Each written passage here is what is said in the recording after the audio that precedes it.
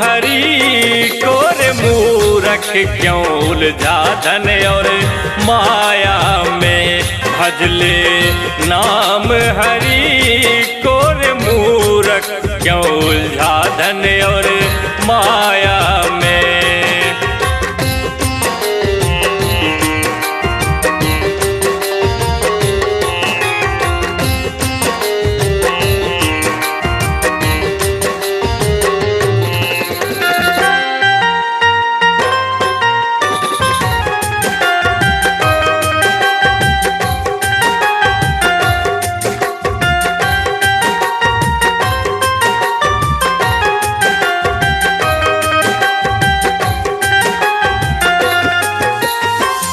अपना अपना कहता जिसको अंत समय ना पाएगा उसको।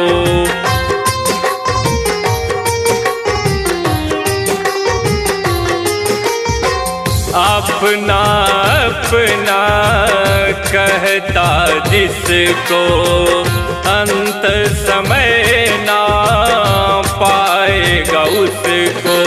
हरि नाम के रस की बूटी आएगी काम विकट में।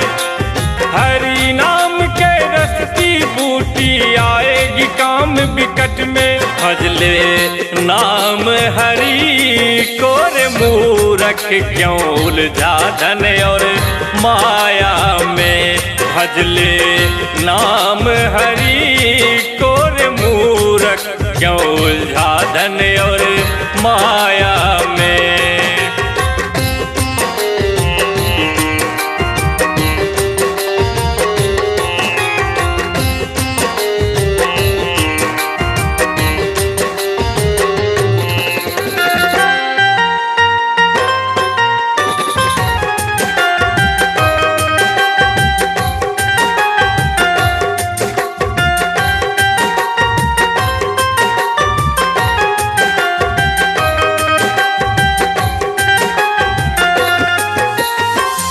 पाप कर्म से जो धन जोड़ा, धर्म के पथ से जो मुँह मोड़ा।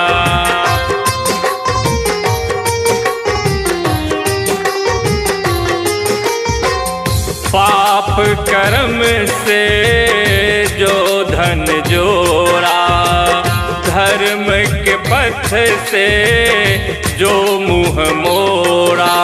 साथी परमहंस राम को भजले भटके बटोही रहिया। साथी परमहंस राम को भजले भटके बटोही रहिया। भजले नाम हरि को रे मूरख क्यों उलझा धन और माया में।